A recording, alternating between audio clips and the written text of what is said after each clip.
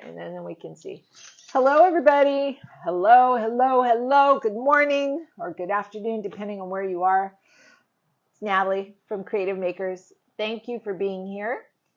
And before I introduce our lovely guest, let me get on my tablet so that I can see your questions when they should come up.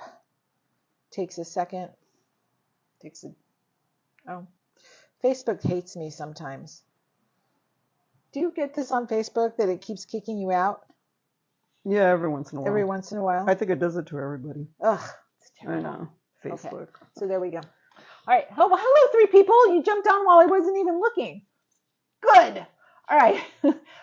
Today I am with G.Billie. What does G stand for? Guillermina. Guillermina. Yeah. Is that like Wilhelmina? Yeah. William. Yeah. Yeah. All right. G.Billie. Oh, Billie. Now I get it. Yeah. G.Billie Quijano. And I met her by accident and on purpose at the same time. I don't even know what to say about that. I was at Avenue 50 and I was seeing a show, and I had no idea that this show was even up, and Billie's work was displayed. There's a mutual person that we know. His name is Kene Rosa, and Louis. What's Louis's last name? Jacinto. Louis Jacinto.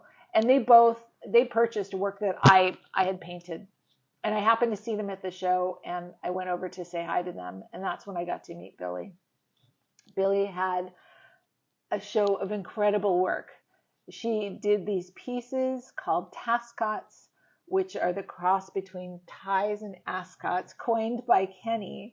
And they're these beautiful pieces that are wearable art, and they're made of fabric and beads. We'll talk about them later, but in the meanwhile, I've got Billie here. Thank you for being here. Good morning. Okay, so I'm going to start like I always start, and the only question I ask is, tell me about what it looked like for you being a creative kid.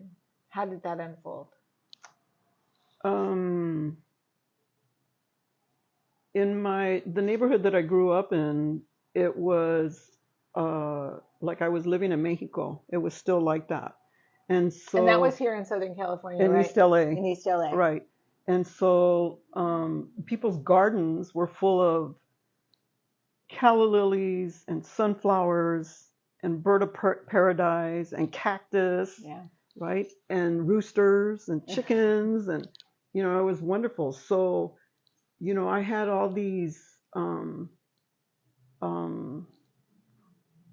gifts. They felt like gifts because I felt like, wow, it was just great to be a kid then.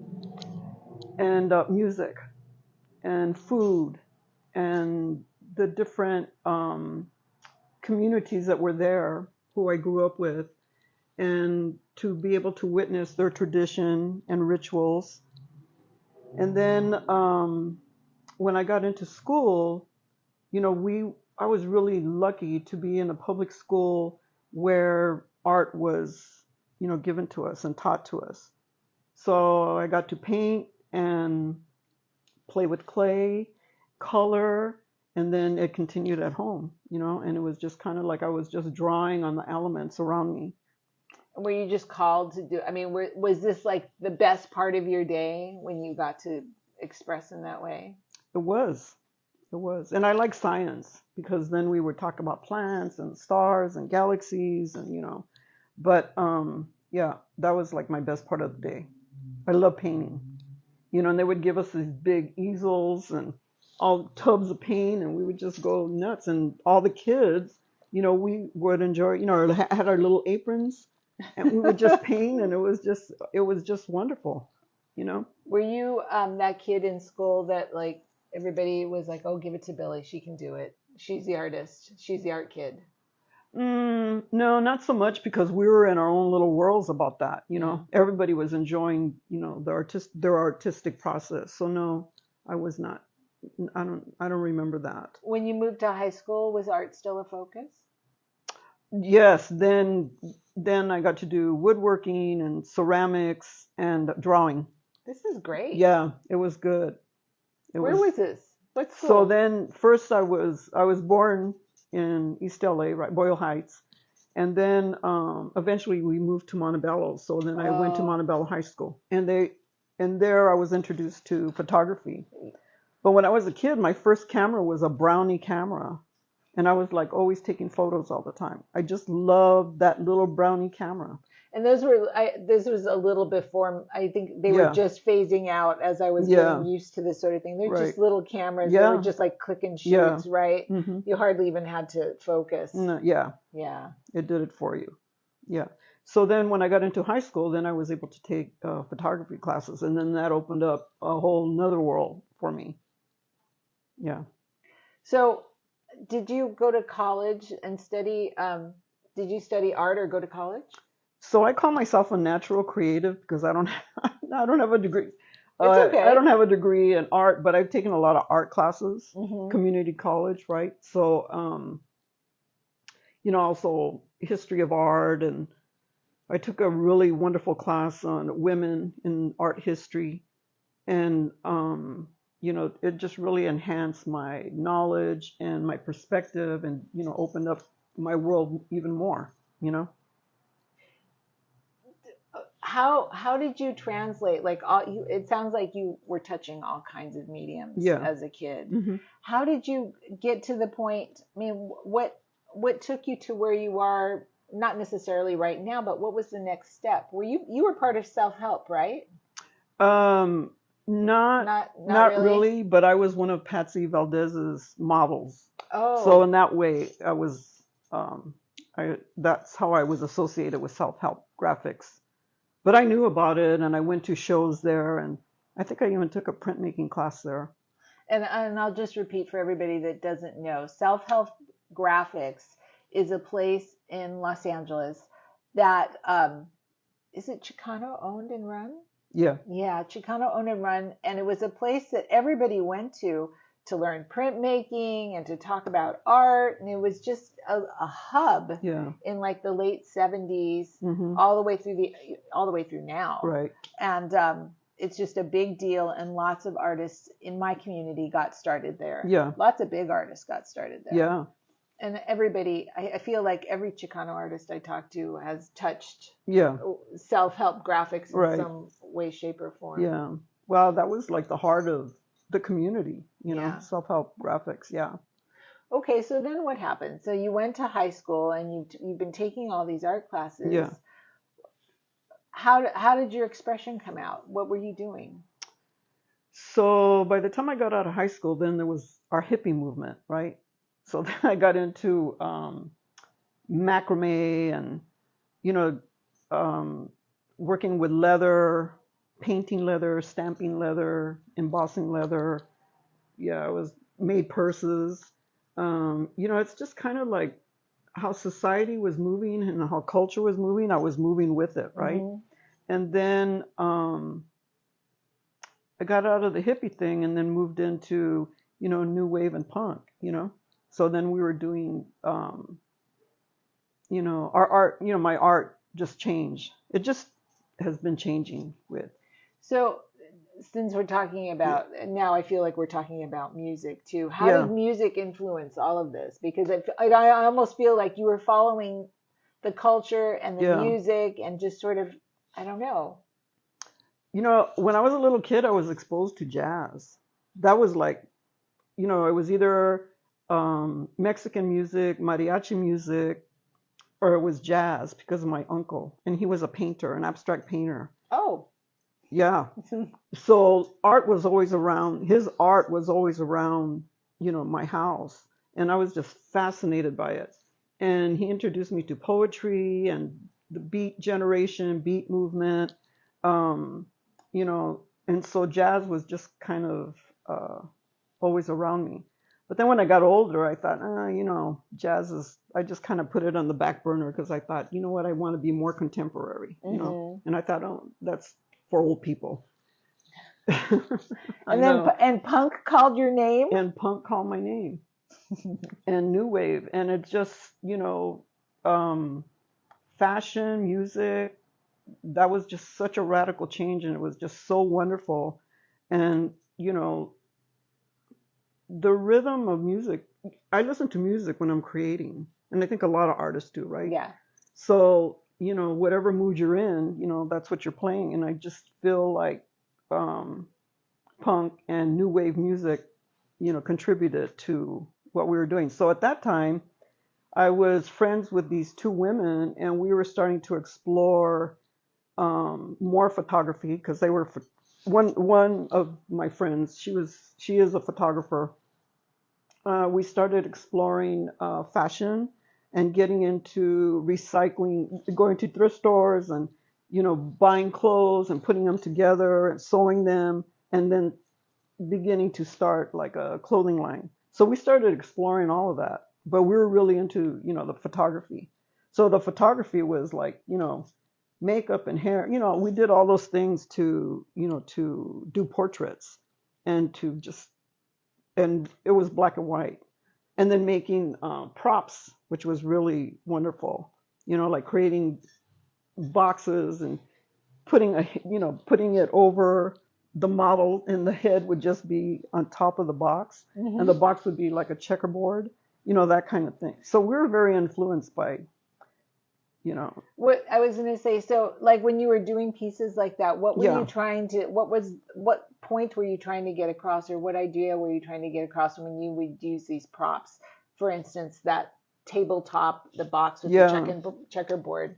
Um, at that point, now we're being exposed to surrealism and, you know, um, artists like, Picasso and filmmakers like Luis Buñuel. So we were starting to do that. We wanted to be, because we were being pushed to think outside of the box, and it was Hmm. wonderful. And so it influenced how we did our photography and did our sets and our clothing. And we were doing a lot of black and white photography. That's what we were into. The clothing that you were doing, were you Yeah, actually selling it? yeah, Really? yeah. How you how did you get it out there to be sold? We were just doing, having sales at the other woman, her house. We were doing sales out of that house, house sales. And people would just come over Yeah, they and would come over and buy our clothes. that's a And then really we were trying to get them into like salons. We were beginning to do that. hmm Um, and then that ended because then we started in on something else. We're just trying to see, we're just trying different things, and it was great. So that ended, the clothing line ended, and then we started getting into food and that kind. Yeah, we did a little bit of everything. Tell me about the food stuff. So we were caterers. Oh my God. Yeah, but I always say that we were like glorified servers, You're right? catering, so I Yeah, like catering. So that. that's how we started out, and eventually we wanted to open up a restaurant, but then that project ended, so we got to do other things. But the food, I'm not a chef. The One of my other friends, she was an excellent cook. So um, yeah, we were thinking we wanted to have like a punk restaurant. Like a punk cafe. Yeah, and the punk movement hit the Chicano movement or Chicano communities in such a big way because we just it was an explosion for us. So this was like what, mid 80s to late mid to, well, maybe early 80s to late 80s, right? Late 70s to early 80s. Okay, Yeah, a few years before that. yeah. Punk, I was thinking new wave, but you're right. Punk started Oh 77, yeah. 78, Mhm. something like that. Right. Wow. I wasn't expecting to hear like Yeah. all these different facets. Yeah. I do have to ask though, why didn't they come to like full circle? I feel like you guys got like almost there, and then you're like, yeah, this is okay, and then you drop, and then you were just like, we're gonna move on. But it didn't come all the way to like where you could see, I don't know, like the big fruit of Yeah. The big fruit. Yeah. your process. Um, I think a lot of it was a difference of opinion, Oh, well, when you're and working with people, and that when you're working happens. with people and you have these three creative minds, and we all had a different perspective how but we didn't stop exploring, so we said, okay, this isn't working so much, let's do this. So I think that's how it went. I find it really interesting and a little bit inspiring that you worked like with almost like a team. We were. The three of you Yeah. were a team of creatives. Yeah. We just had a lot of ideas, and not enough time to do them. Of course, we were partying too. There was a lot of that, and I think some of the partying got in the way of, how we were producing our work. But it was fun. I had fun. I don't regret it. I had fun during that time. So, it was a wild time. It was good. Now I have to ask, during all that time that Yeah. you're doing this creative process, All right. is it supporting you monetarily, or did you have a day job? What was going on? At that time, I was a hairstylist. Oh. So, that's what was supporting me. And, we did our work at night mostly, because they had jobs too. So yeah, we had our day jobs. So Yeah. you had like some monetary Yeah, support there, Yeah. which gave you some freedom Right. to actually express in these Yeah. really unique Right. ways. But at that time, it was easy to live with the money that we had. It's not like so inflated like it is now. Yeah. Housing was affordable, food was affordable, everything was affordable. Right. So we could do, our jobs and then do our artwork. It's not like now. So how did the artwork progress? Did you ever break away and like do your own stuff away from them? Well, what happened was I got married and then went to the Bay Area. So our collaboration ended, and then they continued their work. Oh, really? Yeah. What happened to them? Are they still working together to this day? I don't think so. No. No. You're not in contact with them? No, I'm not in contact with them. Okay. Yeah. I feel like there's a story here. I'm not going to ask. That's another interview. I'm not going to ask. So you got married. Yeah. And did the creativity stop there? Or stop for a while, I should say. It did. It stopped for a while because, a new relationship and settling into the Bay Area and getting into the rhythm of, living there. And then the next project that I had was making jewelry. I was making a lot of jewelry, and that's what I was selling. Were you with silver or what were you using? Just costume jewelry. So like beading and stuff. Yeah, beading and making necklaces, and also I was getting more into. Now I'm beginning to make shrines, creating shrines out of like cigar boxes, and then starting to use more spiritual elements, like the Virgen de Guadalupe. So that was painting and glitter, and of course Mexico was very influential in that phase of my work. Well, always Mexico has always been an influence. I just didn't know it when I was younger, really. Right. But when I moved to the Bay Area, that's what I was doing. And then we started doing Day of the Dead, and then I got into creating for that holiday. Yeah. Now I wanted to ask you. Okay, so part of the show that I saw. Yeah. There was also a closing show, and that was yesterday, and I was there. And you gave a little talk. Yeah. But you talked about being a bruja, which is translates as a witch. Yeah.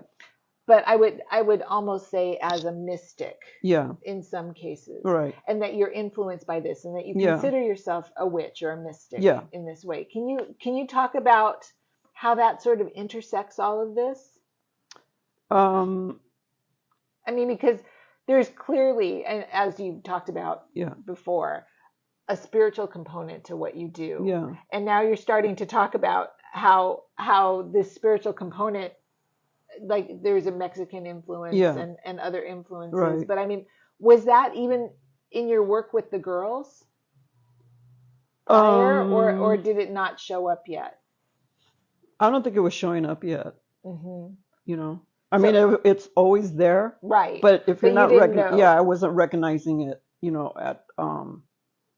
I believe art also is instinctual, right? So that's how I always operated, under my instinct.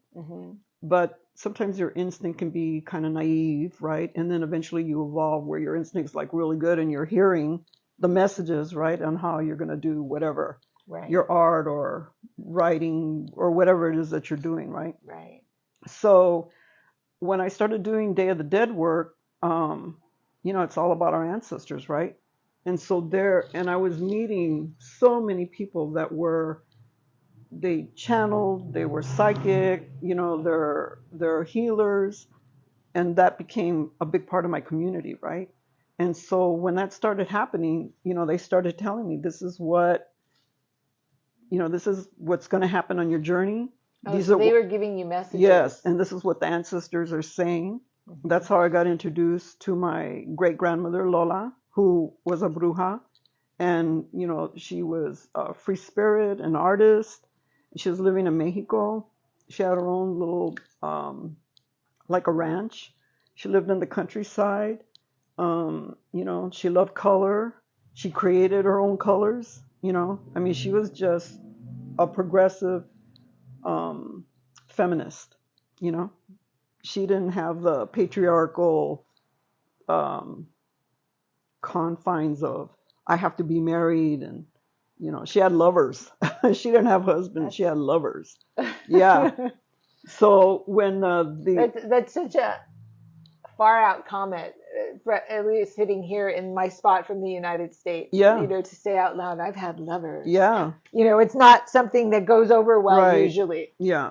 And I mean, she had her children, and but she wasn't restricted by that. She is like that is progressive. Yeah. I mean, that's progressive I think progressive for Mexico too. Right. I mean, because Mexico is Catholic, pretty Christian. Yeah, pretty Christian. Yeah. No, she was she was forceful and powerful. And did you know her only as you were an adult, or did you know her as a kid too? I didn't know her as a kid. Okay. I didn't even know my I only had one grandparent that was alive, and my other three grandparents, they had passed away, but I had heard stories about them. And I heard a few stories about my great grandmother Lola, but I think because my family was very conservative, it wasn't something that was, talked about. Isn't it funny that even though you didn't know her, it's almost like you chose her exact path? Yeah. A very similar path in terms of the creation. Right. It's so funny that parents think they're protecting their kids from their family or their environment, but they can't. I mean, she was considered a gypsy, which was not, when I was a little kid, that was not like a favorable title to have, Right. But I embrace it. I think that, it's about being free-spirited, and she was, So when I was introduced to her, then the mediums and the healers, the curanderas and the brujas. Now, she came to you, I want to just be clear here. Yeah. She wasn't physically present. No. You're talking about she came to you in spirit. Okay. And she told them, that she wanted me to continue her tradition. They said, this is on your path, and she wants you to do this. So begin to explore it. So then I did, So up until then, it wasn't really on your radar. No. In that way. No. I mean, you had already been messing around with creativity. Oh, yeah. But, I mean, now it sounded like almost like she said to you, she was telling you, this is a way of life. Yes. Or this is how your life is going to be from now on. This is sort of heavy and freeing at the same time. How did you feel about getting that message? I was, it's kind of, at first it was kind of scary because, we're going into like another realm of life, right? And, to sit with these women that could tell me that, could go to that dimension and be able to tell me, it was just exhilarating and exciting and scary all at once, because that really wasn't my experience.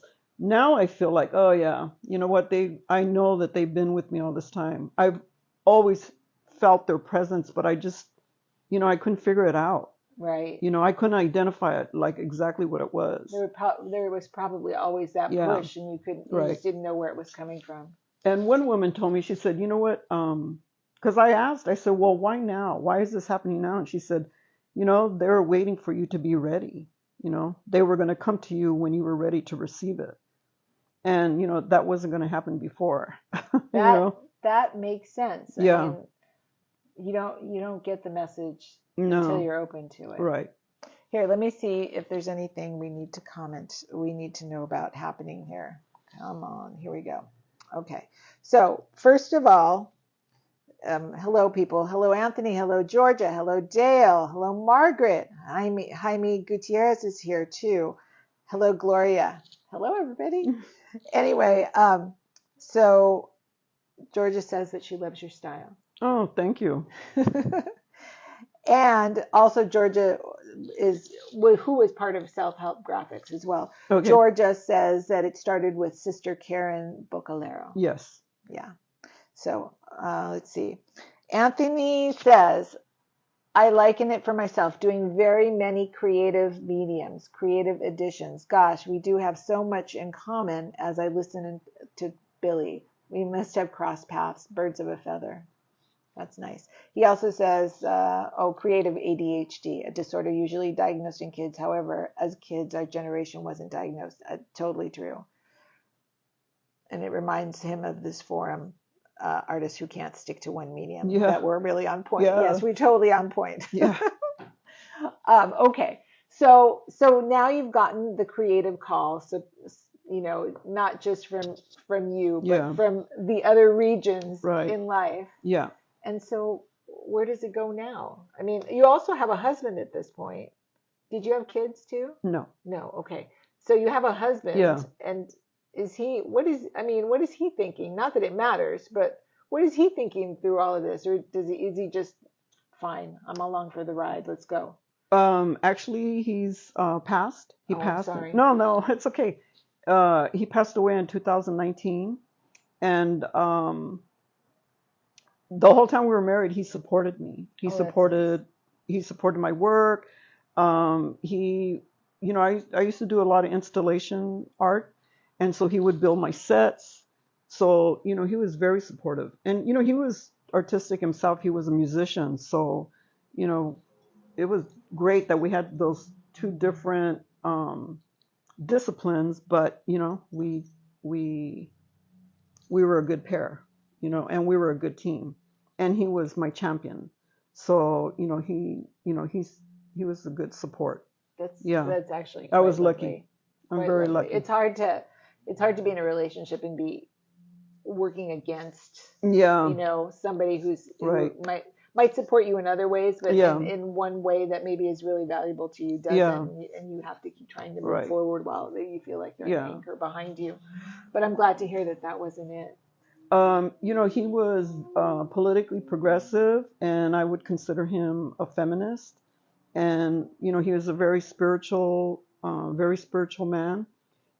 You know, he went to Catholic school all his life, and then, you know, that changed when the Vietnam War happened, and he decided, you know, he didn't want to be involved with the church anymore, and then he just started, you know, for himself. That was his journey. So that was like a challenge. Also, the challenge of um, not being a traditional man. You know, the traditions that are patriarchal. You know, Right. so we evolved together in different ways, but you know, we really complemented each other. So That's nice. yeah, he was a cool dude. Really cool. That's I don't know why I want to get teary eyed. Yeah, it's okay. Um, so you got the call. Yeah. You've got support. Yes. Now what? So now my work, my purpose, one of my purposes, or yeah, my job is how to serve people, right? Service to people, and it's through my art. Mm-hmm. And the work that I'm doing, you know, the pieces that I'm creating, which are the tascots and the amulets that I make, that I create, are so that it might provide a space for healing, for meditation. Some magic could be happening, protection. And, like I said, when I was a kid, I was exposed to Japanese culture, Jewish culture, Russian culture, Right. and all of them had Mexican, right? Very And much the nature of the neighborhood. exactly. And, the mezuzahs always fascinated me, and I got to participate in seders, dinners, and What is a so mezuzah? it's protection. And you And do did it, they put it on the doorway? yeah, Yeah, and it's it's upside down. They put it oh, upside down, I think. okay. Yeah. Um, and then, all the trips that I made to Mexico, I would go to the mercados that had all these botanicas there, right? And, I started learning more about, healing and herbs and protection and, how to um, what do I want to say? I guess, how to take care of ourselves because we have a lot of trauma in our lives. All of us do, Right. When you're born. When you're born, yeah. When you're get born. slapped on the butt, Yeah, and there's your yeah, first trauma. I know. Yeah. Crying, there's the first thing, right? So I think that I want to be able to provide that. And yesterday when I was speaking, I was talking about color vibration, and that's always been like with me, even though the different movements that I was involved in, I might have not been. Like when I was a hippie, it was like jeans and boots and that kind of, we were doing that. But color was also very much a part of the hippie movement, So um, now it's like it's a healing. I look at it like it's a healing element. That color, will do that, and then all the symbolism because I want to integrate, you know, um, symbols that are representative of other cultures, like the medallions and Buddha, Well, here, you know what? I'm going to show you something, and then we can talk about this. So Billie and I are in the middle of a trade, and so I am doing a painting for Billie, and Billie made me a tascot, and so I'm going to show you what she made me, and then we can sort of dissect it. So this is the piece that she made me, and it hangs around your neck, and you can sort of wear it. I'm going to get a little closer so that you can see it a little closer. It's pretty fabulous. And so it's got beads and all this fringe, and it's sculptural. It's got um, shells and trinkets, and these little metal things are called milagros, little miracles. Anyway, it's pretty fabulous. Here's the back. It's really beautiful. It's very sturdy.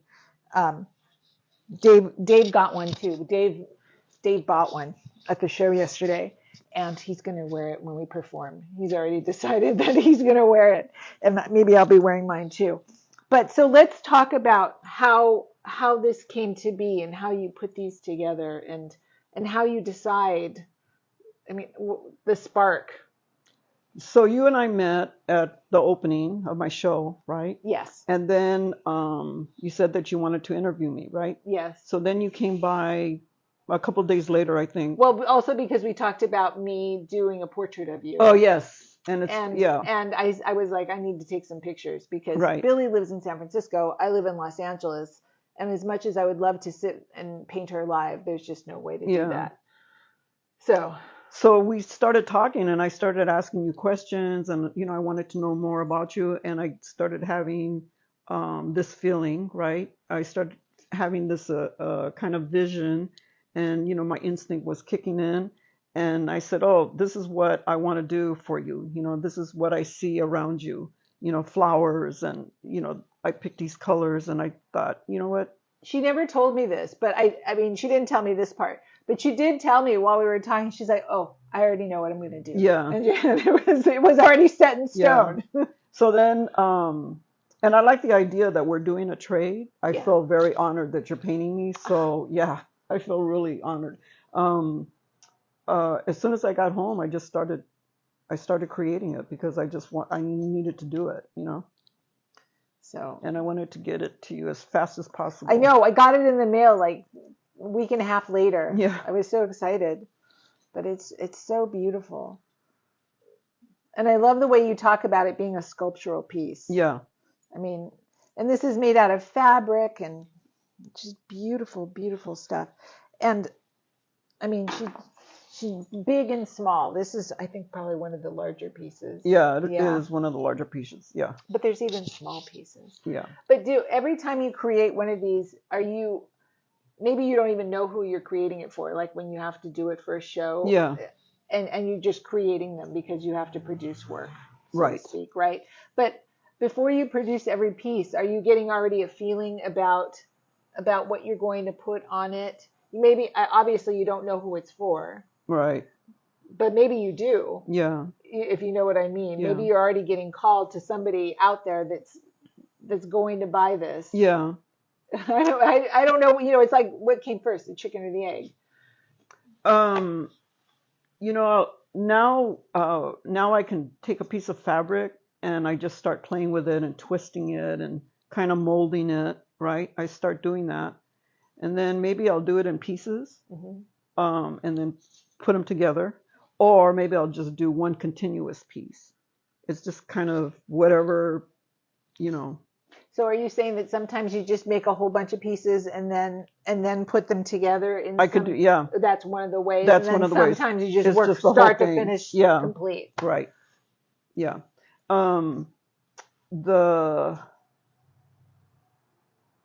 Yeah, you're right. I mean, I knew I was creating for you, so I knew what I wanted to do. But when I'm creating other pieces, the responses that I was getting for my show, like there was one woman that said that she was getting a feeling of nostalgia. And, I'm really into the 1940s, like, style and movies and, things like that, right? Music. And 1940s Mexico. And I love the old Mexican movie stars like, Maria Felix. Very glamorous. God, yes. Yeah. So, yes. So, I'm influenced by that. And I go, I don't know what nostalgia she was feeling, but I was glad that was doing that for her, Yeah.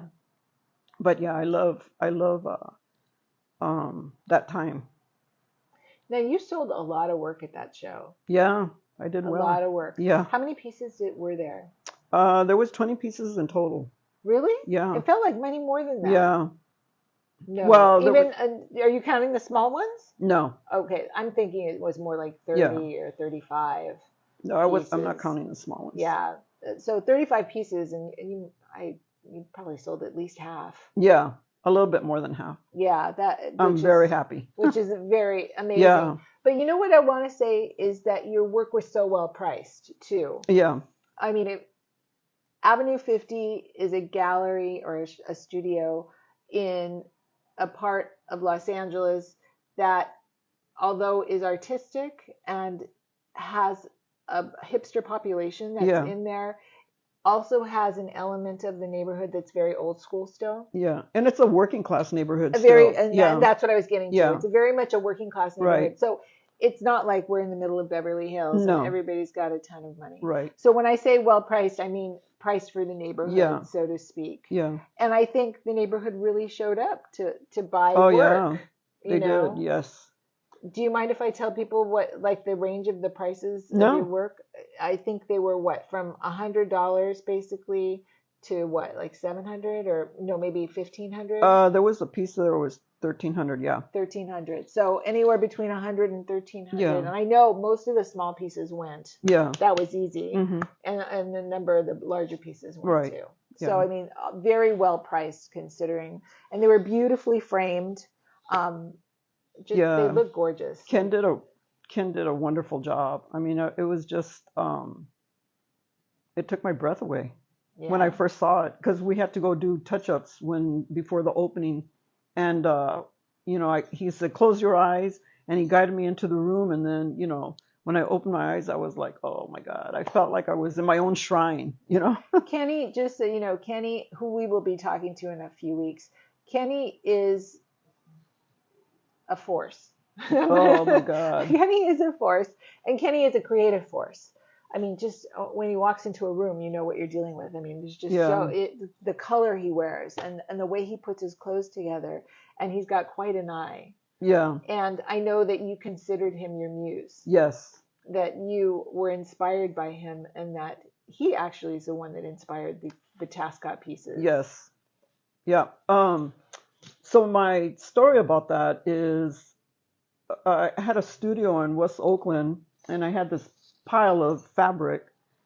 And my husband was saying, you got to do something with this, either donate it or, maybe begin to figure it out, what you want to do with it. And I have a friend that's a quilter, and I was like, I'm not too much into the quilting thing. Although I love it, it's Yeah. historically beautiful, and my It's too precise for me. I could yeah never imagine doing it, but whatever. yeah, and my friend she's really good. So Lewis and I had lost contact. We used to work together, and then we lost contact. I got married, so we didn't see each other. And then he found Lewis is Jacinto. Kenny's partner. Yeah. And we're in their home right now. Yeah. So yes, they're so gracious and generous. And on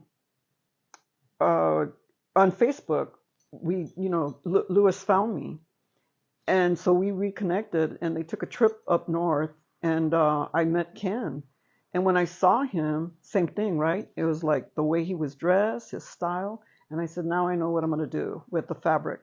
So I started twisting and turning and, doing my thing. And I sent him like, I don't know, 10 pieces, 10, 13 pieces, like one right after another. And I said, okay, I know what I'm doing now, And then he wore them. And I said, oh my God. So yeah, he's my muse, my muso. Yeah, definitely. And I mean, he wears them well. Yeah. So there's a famous person, or somewhat famous person, famous to me. Yeah. That has a piece of yours. And there's a punk rocker here in Los Angeles. Her name's Alice Baggs. Yeah. And Alice was photographed with a piece of yours. Yeah. Is she a friend of yours? We're distant friends. Distant friends. Yeah. But I was happy to meet her because I had heard so much about her in A Course in Music. So when I met her at the 2019 Paper Fashion Gala at Self-Help Graphics. That's where I met her. And she did a lot of stuff like around 2018, 2019. I was seeing her pop up at the shows a lot. Right. Music shows. Yeah, she was performing a lot. Right. And so when I met her, I got the vision, and I said, this is what I want to do for her. And I thought, you know what, I can see her wearing this as she performs. And she did. She ended up doing that. Wow. So, that was great. Yeah, that was great. I was like so thrilled that she, received it and she was happy about it. She liked the piece, loved the piece maybe. Yeah.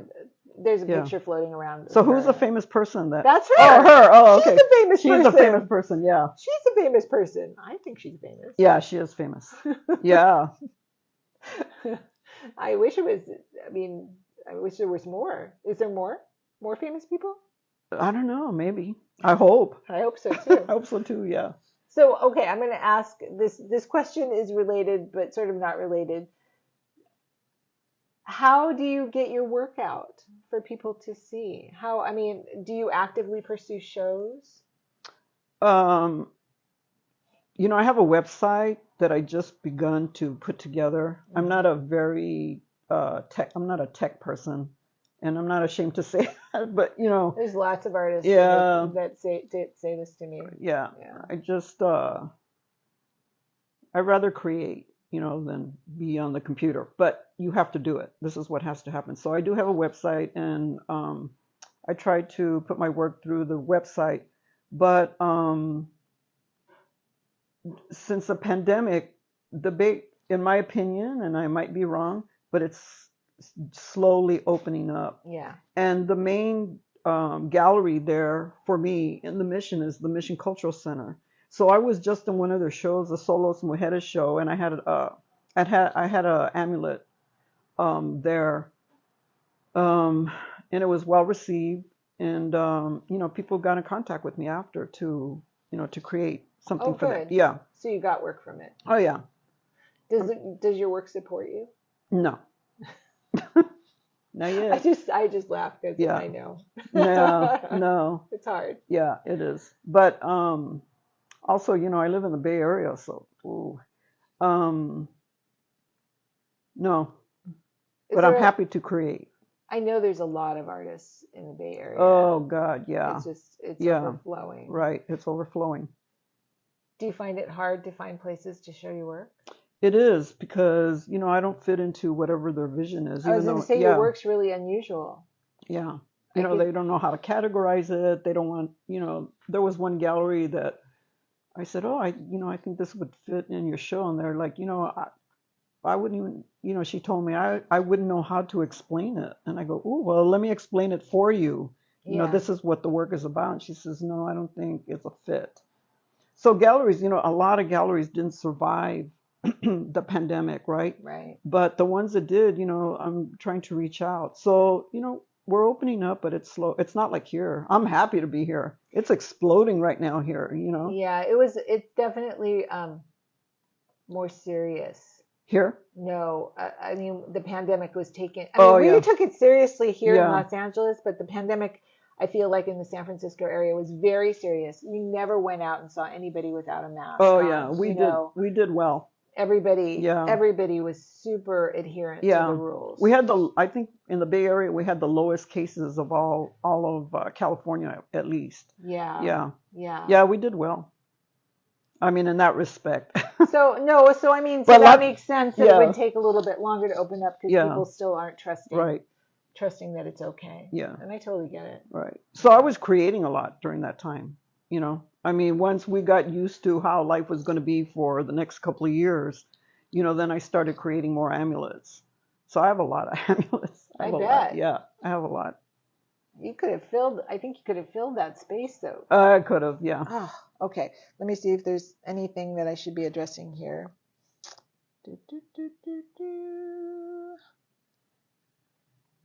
When I get to San Francisco, I will seek out Billy. This is Anthony Villarreal. Anthony is. Oh yeah, Anthony. Do you know who he is? Yes. Tape artist? Yes. Yes. Oh my God, I love your work, Anthony. Oh my God. There you go. I know it's pretty awesome, Man. right? Who did I say should collaborate? Was it you two? Yeah. I was like, you two should collaborate somehow. Anthony, your work is beyond this world. I love your work. It's amazing what you do with tape and I guess an X-Acto knife, right? Yeah. Yeah. It's pretty cool. It's pretty, yes. It's very cool. Beyond cool. Yeah. All right. Well, you guys will talk. Yeah. If you guys have questions, ask them. Send them over. I want to know. It takes a second for them to show up. Oh, so here we go. Hi. So Susie's watching live. Hi, Susie. Hi, Susie. I'm glad you're here. And Anthony said, "Thank you, Billie. You are so kind." Oh, thank you.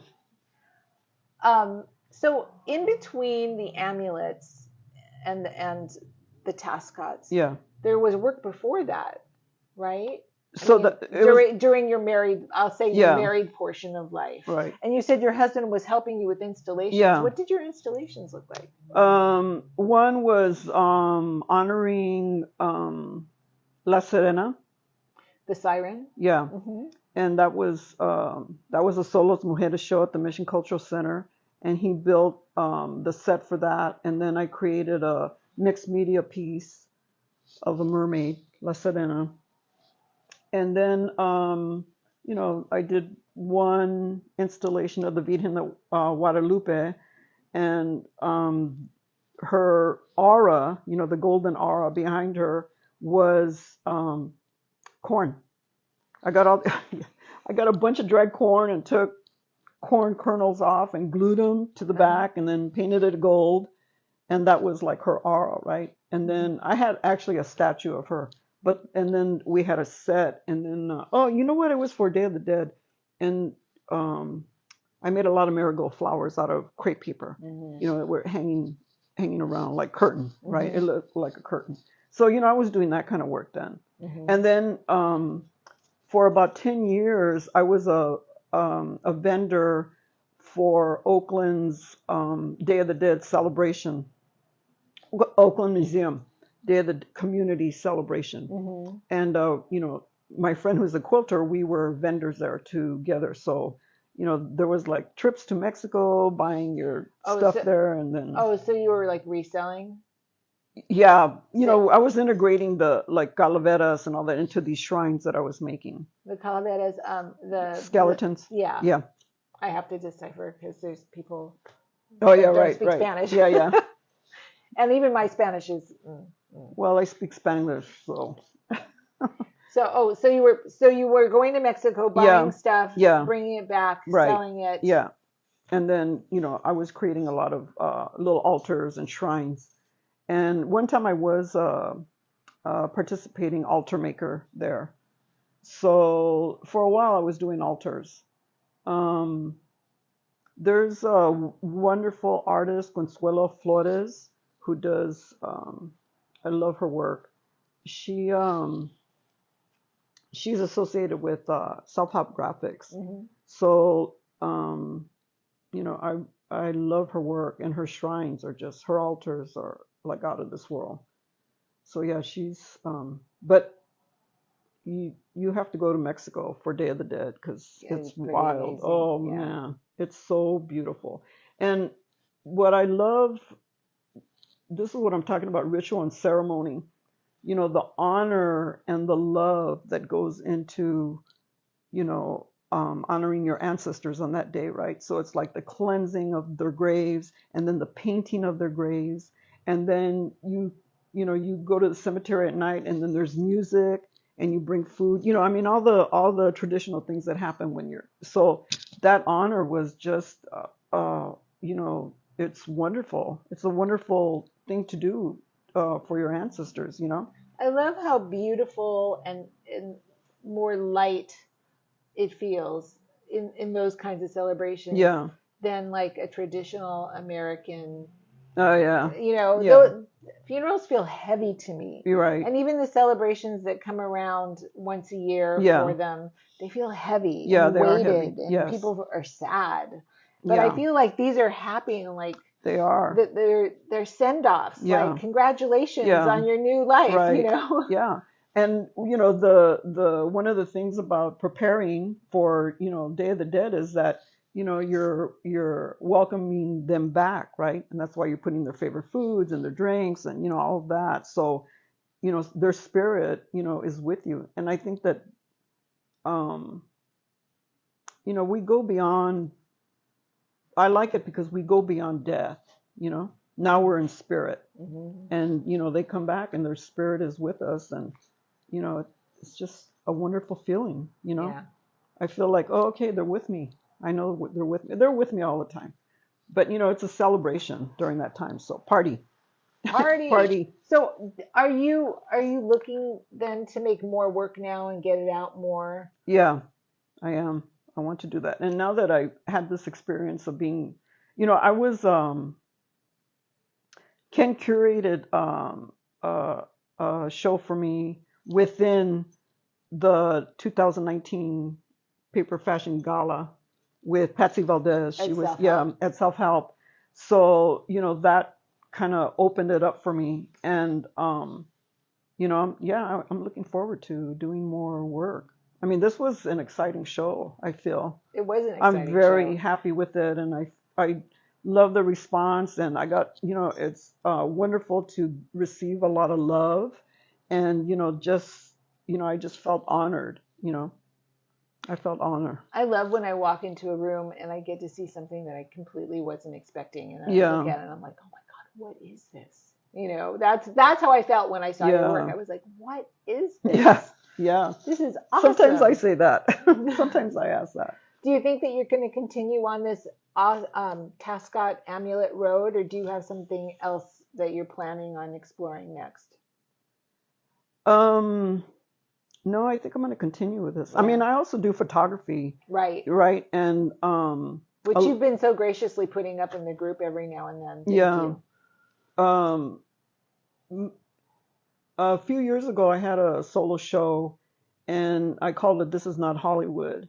And my reason for doing that was, my journey of, looking who look, after John passed away, it was like I was having a new journey of self-discovery. And that meant everything: mind, body, spirit, you know, intelligence, awareness, how I'm progressing, you know, spirit, all of that, right? Mm-hmm. And so he's on his journey, I'm on my journey, right? Yeah.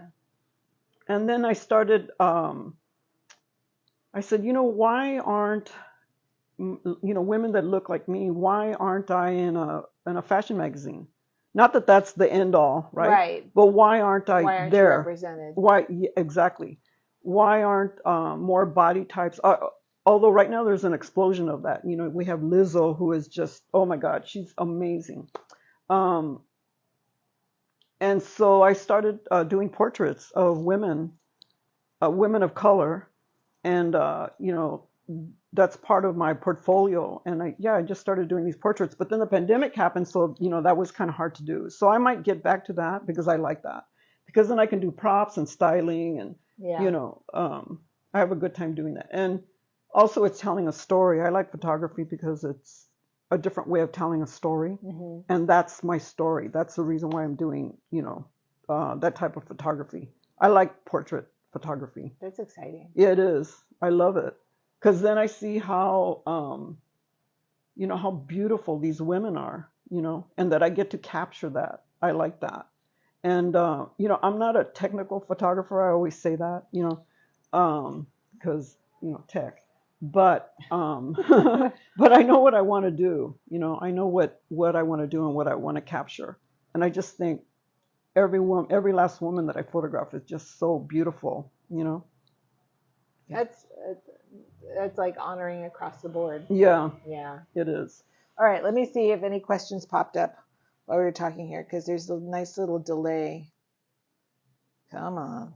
Here we go. My question to Billie, this is from Anthony. What do you do to sustain yourself until your art becomes a sustaining factor, which is really just a matter of time? What do I do to sustain myself, like Yeah. financially, I or think that's where he's going with this. you know, I have okay, honestly. I You mean, know, you don't have to give away all your secrets. I'm but retired, so you know, I get to get those monies for my pension. You know, what I put into my retirement, because I did hospital work for a really long time, and that's where I retired from. And that work was also an eye opener, because I worked in an HIV clinic for like 17 years. Oh, wow. And wow. I mean, in the middle of San Francisco. In the middle of, yeah, well, in the middle of Oakland, but in the middle of the Bay Area. Yeah. In the middle of the Bay Area. And you know, I learned so much about people, and you know, I learned more about honoring their process, and you know, it added and enhanced my life, you know. So that was a good experience, good and bad. it was a crazy place to work in, you know. I bet. Yeah, it was. It's a lot, you know, and you know, sometimes you're just wiped out because your empathy runs out, you know. Yeah. You're just like, now I got to take care of me, right? Yeah. So that's how you know, that's how I financially sustain myself. But spiritually, you know, I'm good. Yeah, I'm working on it. That's good. The journey's never going to end, and I feel like I'm a lifelong student of life, or whatever, you know, whatever's coming my way. And you know, I don't look at my age is like, this is the last chapter of my life. I feel like I'm just beginning. Yeah. This is a new chapter in my life. So, you know, I'm looking forward to whatever other projects are coming up. And, you know, I just love creating. I don't think that's ever going to stop. And it shouldn't. Yeah. I don't think it should. Billie, there is a wonderful documentary on YouTube about an Italian model, Benedetta Barzini. She was the first Italian model on American Vogue in the 60s. I think you would appreciate it. Oh, I will look her up. There you go. Yeah, definitely. Thank you. And Anthony said, yes, she answered my question, and this work informed you even more. 60 to 80 is the best productive part of our lives. That's what Anthony says. Yeah. So I think that's lovely. I think that's true. All right. Well, I think we're just at about the hour mark. And is there any parting words you'd like to give people watching? Um, I'm very happy to have met Natalie. It was just such a wonderful, Serendipitous, don't you think? yeah. Yeah. And I think that we're going to be lifelong friends, even though there might be some geographical distance between us. But I feel honored that you asked me to, to do this. And I think that I want to honor your hard work. Oh, You know, thank you. you're kicking ass. Yeah, you're a badass. I'm a chingona. You're a chingona for sure. Oh yeah, welcome to the club. Yeah, Well, thank you. yeah, Thank you. Thanks for sitting with me. yeah. I Thank really you. appreciate it. Yeah, It is my honor to be here. I thought I was going to be really nervous. I think I stumbled a couple of times, but You did great. All right, guys. Have a beautiful Sunday. I'll see y'all later. We'll talk next week.